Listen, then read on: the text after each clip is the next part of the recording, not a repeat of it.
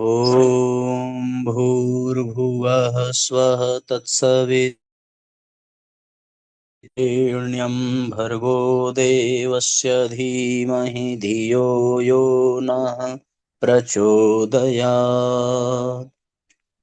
ॐ चैतन्यं शाश्वतं शान्तं व्योमातीतं निरञ्जनं नादबिन्दुकलातीतं तस्मै श्रीगुरवे नमः। ॐ सद्गुरुचरणकमलेभ्यो नमः। वन्दे भगवतीं देवीं श्रीरामं च जगद्गुरुं पादपद्मे तयोः श्रुत्वा प्रणमामि मुहुर्मुहुः। परम पूज्य गुरुदेव परम वंदनीय माता जी के दिव्य संरक्षण में विराजमान ऑनलाइन दैनिक स्वाध्याय के आज के सत्र में आप सभी आत्मीय बंधुओं का बहुत बहुत स्वागत अभिनंदन है। साथियों, मार्च माह की अखंड ज्योति पत्रिका का हम सभी स्वाध्याय कर रहे हैं। सो सभी परिजन शीघ्र जुड़ें और अधिक से अधिक साथियों आज के लिंक को शेयर जरूर करेंगे। आज का पहला अध्याय है कृत्रिम बुद्धिमत्ता, एआई एवं शिक्षा। आज जीवन के हर क्षेत्र में आर्टिफिशियल इंटेलिजेंस अर्थात एआई का बोलबाला है। एआई समाचार की सुर्खियों से आगे जीवन के हर पक्ष का हिस्सा बनती जा रही है। स्वास्थ्य, कृषि, बैंकिंग, यातायात, सुरक्षा, अनुवाद, भविष्य कथन, सर्च इंजन, हर क्षेत्र में इसकी सशक्त उपस्थिति दर्ज हो रही है। शिक्षा क्षेत्र भी इसका अपवाद नहीं है। भारतीय शिक्षा क्षेत्र में एआई का समावेश दिन प्रतिदिन गति पकड़ रहा है। एनईपी 2000 में तकनीकी समावेश के अंतर्गत एआई को पाठ्यक्रम में अनिवार्य रूप से जोड़ने की बात कही गई है, जिसके परिणाम स्वरूप कॉलेज एवं विश्वविद्यालयों के पाठ्यक्रमों में एआई को शामिल किया जा रहा है। इंडिया एआई मिशन के अंतर्गत शिक्षा में एआई सेंटर फॉर एक्सीलेंस खोलने की महत्वाकांक्षी योजना प्रारंभ हो चुकी है, जिसका उद्देश्य वर्ष 2047 तक भारत को एआई के क्षेत्र में शीर्ष स्थान पर स्थापित करना है। Central board of secondary education में 9वीं से 12वीं तक की इलेक्टिव कोर्स के रूप में एआई को शामिल किया जा चुका है। कई प्रांतों के स्कूली बोर्ड में इस तरह की पहल हो चुकी है। इसी तरह CISCS बोर्ड में एआई और रोबोटिक्स को पाठ्यक्रम में शामिल किया गया है। एआई फॉर ऑल नीति के अंतर्गत नीति आयोग एआई की आधारभूत साक्षरता को प्रोत्साहित एवं सुनिश्चित करने की दिशा में अग्रसर है। आईआईटी जैसे संस्थानों में तो एआई पहले से ही विशेषज्ञता के स्तर पर पढ़ाया जा रहा है। कई आईआईटी केंद्रों में एआई पर विशिष्ट बीटेक एवं एमटेक प्रोग्राम चल रहे हैं और कई तरह के अन्य एआई पाठ्यक्रम भी प्रारंभ हुए हैं, जो स्वयं प्लेटफॉर्म पर आम विद्यार्थियों एवं जिज्ञासुओं की एआई संबंधी आधारभूत दक्षता की दृष्टि से निःशुल्क उपलब्ध हैं। देव संस्कृति विश्वविद्यालय में भी वर्ष 2025 से एनईपी 2020 के अंतर्गत विभिन्न विभागों द्वारा एआई को अपने पाठ्यक्रमों में समाविष्ट किया गया है। यहाँ का आर्टिफिशियल इंटेलिजेंस शोध केंद्र तो पूर्व से ही एआई के मल्टीडिसिप्लिनरी क्षेत्र की उच्च स्तरीय शोध में संलग्न है। पाठ्यक्रम में एआई के समावेश से पहले ही विद्यार्थी, शोधार्थी एवं शिक्षक एआई के उपकरणों का उपयोग प्रारंभ कर चुके हैं। इसके आधार पर अब कई घंटों में होने वाले कार्य कुछ मिनटों, सेकंडों में संपन्न हो रहे हैं। भारतीय विद्यार्थियों द्वारा एआई टूल्स का उपयोग शोध एवं सूचना एकत्रीकरण, लेखन एवं सामग्री सृजन, कंटेंट क्रिएशन आदि में किया जा रहा है। अब एआई टूल्स के माध्यम से नोट्स बनाने से लेकर प्रेजेंटेशन तैयार करने, वीडियो संपादन आदि कार्य बहुत सरल हो गए हैं। शिक्षक भी एआई टूल्स का भरपूर उपयोग कर रहे हैं। पुनरावृत्ति वाले कार्यों में एआई बहुत उपयोगी साबित हो रहा है। ग्रेडिंग से लेकर पाठ योजना, लेसन प्लानिंग एवं मूल्यांकन आदि में एआई का उपयोग हो रहा है, जिससे शिक्षकों पर प्रशासनिक कार्य का दबाव कम हो रहा है। शोध को प्रभावी ढंग से निष्पादित करने के लिए एआई में कई उपयोगी सुविधाएं उपलब्ध हैं। हालांकि प्रशिक्षण के अभाव में अभी इसके सही उपयोग से अधिकांश विद्यार्थी एवं शिक्षक अनभिज्ञ हैं और इससे जुड़े खतरों से भी परिचित नहीं हैं। तथापि यह सत्य है कि एआई के लाभों के साथ इससे जुड़े खतरे भी कम नहीं हैं। भारत व विदेश में जहां शिक्षा में एआई का उपयोग पूर्व से प्रारंभ हो चुका है, वहां ये खतरे अधिक मुखर रूप में सामने आए हैं, जिनके अनुभव से हम सीख सकते हैं।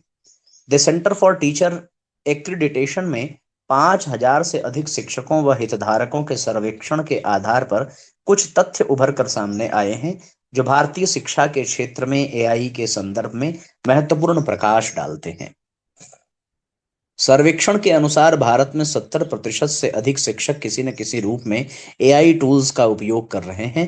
इनमें 48% शिक्षक लेसन प्लानिंग में एआई का उपयोग कर रहे हैं। मात्र 26% शिक्षक कक्षा आधारित गतिविधियों में विचार मंथन एवं विचार सृजन, आइडियाज जनरेट करने के लिए उसका उपयोग कर रहे हैं। इस तरह अभी एआई का उपयोग पर्दे के पीछे अधिक हो रहा है और सीधे विद्यार्थियों से अंतरक्रिया में इसका उपयोग न के बराबर है। हालांकि शैक्षणिक जगत में एआई के प्रति उत्साह का वातावरण है, लेकिन इसके उपयोग के संदर्भ में अभी उचित प्रशिक्षण का अभाव दिखता है। शिक्षकों के साथ विद्यार्थी, अभिभावक व अकादमिक प्रशासन के सर्वेक्षण के आधार पर स्पष्ट हुआ कि उनमें 84% एआई के संदर्भ में चिंतित हैं। 34% को भय है कि एआई शिक्षा क्षेत्र में नौकरियों को छीन सकता है। 23% एआई से तैयार पाठ्य सामग्री की शुद्धता के संदर्भ में आश्वस्त नहीं है। कुछ की चिंता है कि एआई सृजनात्मकता को प्रभावित कर रही है और इसके दुरुपयोग की संभावना शिक्षा के मूल उद्देश्य से भटका सकती है। इसके साथ संवेदना, प्रोत्साहन, मार्गदर्शन एवं संबल के संदर्भ में भी एआई की अपनी सीमा है। वह मानवीय संवेदना एवं मार्गदर्शन का विकल्प नहीं हो सकती। फिर उपयोगकर्ता की डाटा निजता की सुरक्षा का मुद्दा भी विचारणीय है। तकनीक पर अत्यधिक निर्भरता के अपने खतरे भी हैं। एआई उपकरणों की असाइनमेंट व ऑनलाइन परीक्षा आदि में नकल चिंता का विषय है, जो कई जगह नियंत्रण से बाहर होती पाई गई है। साथ ही एआई पर अत्यधिक निर्भरता से विद्यार्थियों का मस्तिष्कीय विकास प्रभावित हो रहा है तथा विद्यार्थियों की विश्लेषणात्मक सोच एवं सृजनात्मक क्षमता बाधित हो रही है। आश्चर्य नहीं कि भारत के कुछ आईआईटी एवं विदेश के विश्वविद्यालयों में एआई के इन खतरों को देखते हुए पुनः bank, classroom, paper, pen, assignment व टेस्ट को अपनाया जाना प्रारंभ हो गया है। इस तरह शिक्षा में एआई के श्रेष्ठतम उपयोग के लिए आवश्यकता एआई के उचित प्रशिक्षण की एवं जिम्मेदार उपयोग की है और इस तथ्य को हृदयंगम करना महत्वपूर्ण है कि एआई विद्यार्थियों, शिक्षकों एवं शोधार्थियों का एक सहायक भर है। इसी रूप में इसका उपयोग किया जाना चाहिए, न कि उस पर अत्यधिक निर्भर होते हुए उसका गुलाम बनकर उपयोग करना है। अपनी मौलिकता, सृजनात्मकता को खोए बिना एआई के उपयोग में समझदारी है। इन सावधानियों को रखते हुए एआई का शिक्षा में समावेश किया जाना समय की मांग है।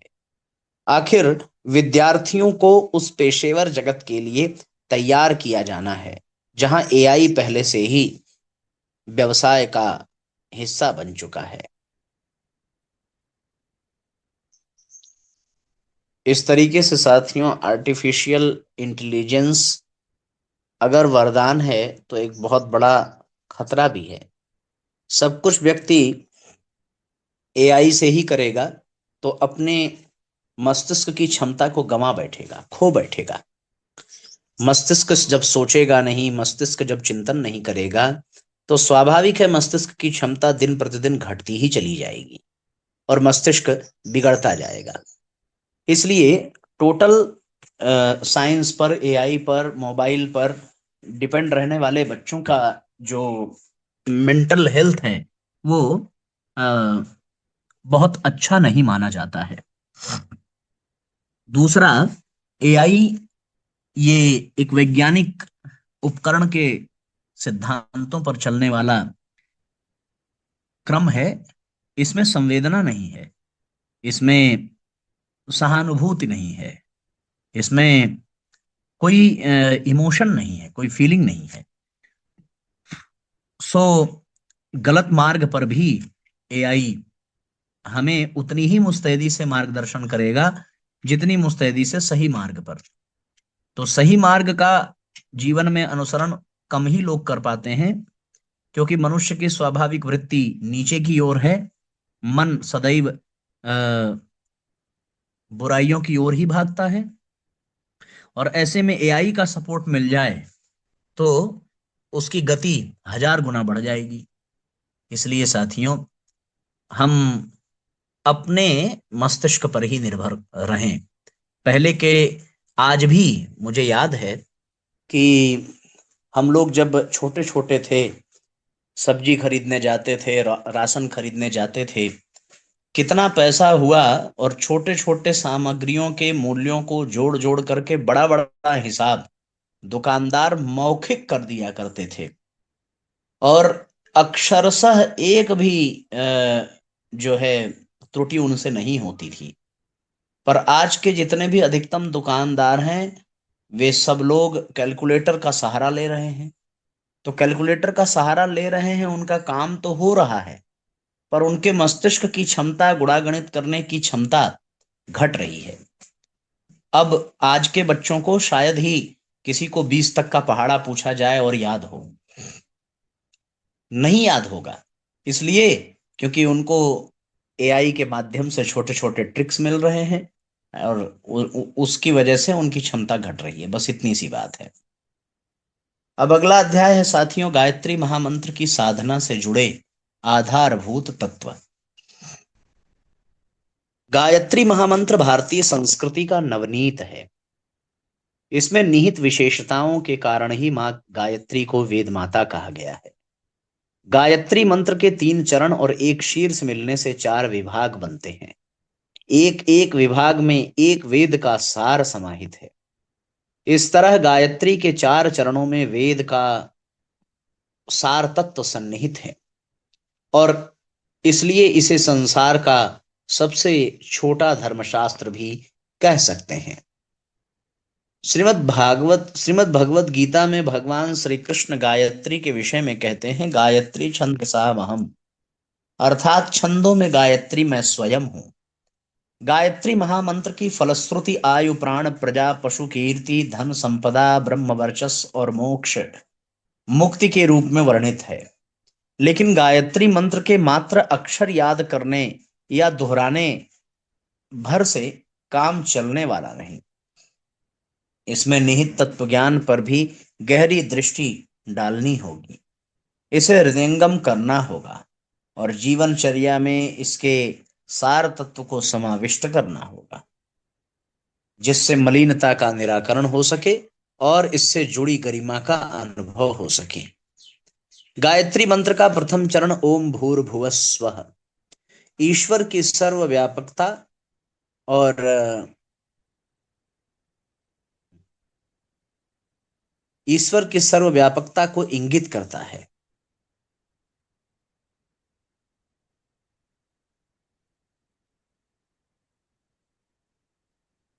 जिसके चिंतन मनन से आस्तिकता का भाव प्रगाढ़ हो उठता है।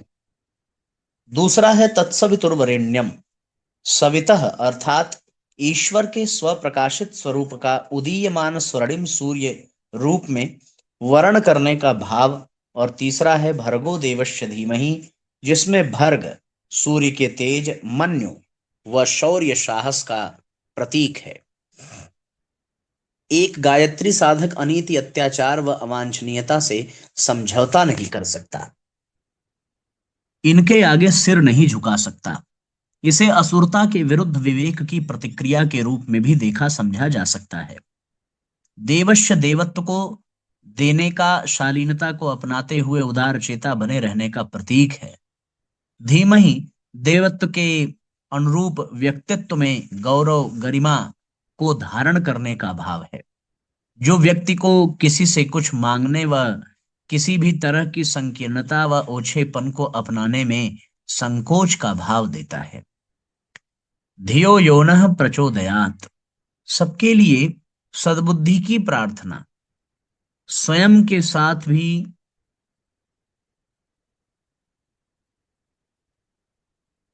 स्वयं के साथ अपने समूह, समाज एवं संसार में सद्बुद्धि की प्रेरणा उभारना। यह मेधा, प्रज्ञा, दूरदर्शी, विवेकशीलता, नीर क्षीर विवेक में निरत बुद्धिमत्ता का वरदान गायत्री साधक को देने वाला है। इस तत्व दर्शन के साथ गायत्री महामंत्र की साधना साधक को महाप्रज्ञा का वह प्रसाद देती है, जिससे उसके व्यक्तित्व में आस्तिकता, साहसिकता, देवत्व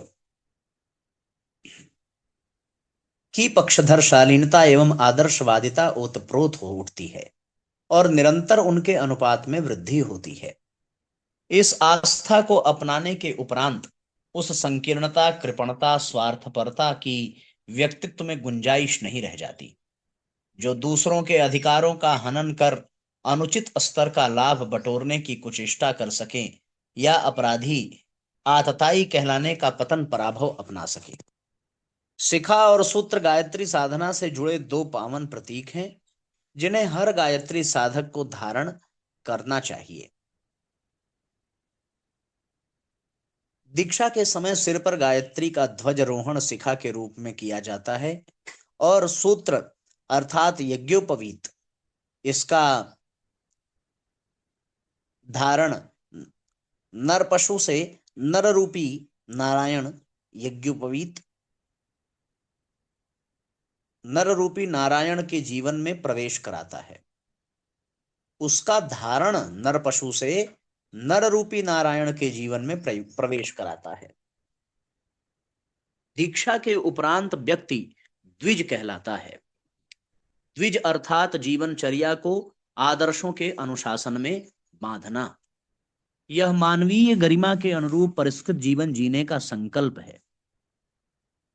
यह स्मरण प्रतीक रूप में हृदय, कंधे, पीठ आदि शरीर के प्रमुख अंगों पर हर घड़ी सवार है। इसलिए 9 महान सद्गुणों का प्रतीक उपनयन हर वयस्क को पहनाया जाता है। कंधे पर धारण किया गया जनेऊ काय कलेवर को देव मंदिर जैसा पावन बना देता है। यज्ञोपवीत के 9 धागे मानवीय विशिष्टता के अनुरूप 9 गुणों को सतत बढ़ाने की प्रेरणा देते रहते हैं। पूज्य गुरुदेव के शब्दों में अनेकानेक सद्गुणों की धर्म लक्षणों की गणना में 9 को प्रमुखता दी गई है। वे पास में हो तो समझना चाहिए कि पुरातन काल में नवलखे हार की जो प्रतिष्ठा थी वह अपने को भी करतल गत हो गई। ये 9 गुण इस प्रकार हैं: श्रमशीलता, शिष्टता, मितव्ययिता, सुव्यवस्था, उदार सहकारिता, और 4 और समझदारी, ईमानदारी, जिम्मेदारी एवं बहादुरी। उसके उपरोक्त में से 5 क्रियापरक और 4 भावना परक हैं। इन 9 गुणों में समुच्चय को ही धर्म धारणा कहते हैं। गायत्री मंत्र के 2 शब्द इन्हीं 9 दिव्य संपदाओं को धारण किए रहने की प्रेरणा देते हैं। यज्ञोपवीत के 9 धागे भी यही हैं। उन्हें गायत्री की प्रतीक प्रतिमा माना गया है और इनके निर्वहन के लिए सदैव तत्परता बरतने के लिए उसे कंधे पर धारण कराया जाता है। मानवीय गरिमा से जुड़े हुए 9 अनुशासन भरे उत्तरदायित्व कंधे पर धारण करना ही वस्तुतः यज्ञोपवीत धारण करने का मर्म है। इन्हीं को सच्चे अर्थों में गायत्री मंत्र का जीवनचर्या में समावेश कहते हैं। मंत्र दीक्षा, गुरु दीक्षा के समय भी इन 9 अनुशासनों को हृदयंगम कराया जाता है। गायत्री मंत्र की साधना से व्यक्ति में यह 9 सद्गुण उभरते हैं। चिंतन, चरित्र और व्यवहार में इन्हें अपनाने वालों पर दैवी अनुग्रह बरसते हैं और वे उस गौरव के भागीदार बनते हैं। जो देवत्व के साथ जुड़ने वालों को मिला करता है। जीवन साधना से जुड़ने वाले गायत्री महामंत्र के 9 अनुशासनों का अपने जीवन क्रम के हर पक्ष में समन्वय किया गया है, किया जाना चाहिए। श्रद्धा विश्वास पूर्वक सच्चे मन से की गई गायत्री उपासना का सर्वप्रथम परिचय इन 9 सद्गुणों की अभिवृद्धि के रूप में परिलक्षित होता है। इसके बाद वह पक्ष आरंभ होता है जिसे अलौकिक, आध्यात्मिक या अतीन्द्रिय कहा गया है। यह कहने का इतना ही तात्पर्य है कि गायत्री साधना उपासक के इहलोक और परलोक दोनों को साधने व धन्य करने वाली सिद्ध होती है। इस तरीके से साथियों, ये दोनों अध्याय हम सब के लिए बहुत महत्वपूर्ण और बड़े मार्मिक संदेश वाले थे। पहले अध्याय में जहां हम लोगों ने एआई के विषय में जाना, वहीं दूसरे अध्याय में गायत्री के विषय में जानने का अवसर मिला। जहां एआई हमें कुमार्ग की ओर भी ले जा सकती है, वहीं गायत्री शक्ति हमें सदैव सन्मार्ग की ओर, श्रेष्ठता की ओर ले जाती है। इसलिए साथियों, अपने प्रतिभा, अपने मस्तिष्क की क्षमता और अपनी प्रसन्नता, इन सब को बना करके ही काम करने की आवश्यकता है। इतना बने और फिर प्रारंभ हो तो साथियों, निस्संदेह जीवन में इसका बहुत लाभ मिलेगा। अब गायत्री मंत्र बोलकर आज के सत्र को विश्राम देते हैं इन्हीं 2 अध्यायों के साथ। ओम भूर्भुवः स्वः तत्सवितुर्वरेण्यं भर्गो देवस्य धीमहि धियो यो नः प्रचोदयात्। आइए साथियों, आज के सत्र को विश्राम देते हैं। सभी लोग बार बार इन पढ़े हुए वाक्यों का चिंतन करें और शेयर जरूर करेंगे। सबका मंगल हो। सबको प्रणाम। जय राम जी की शुभ रात्रि।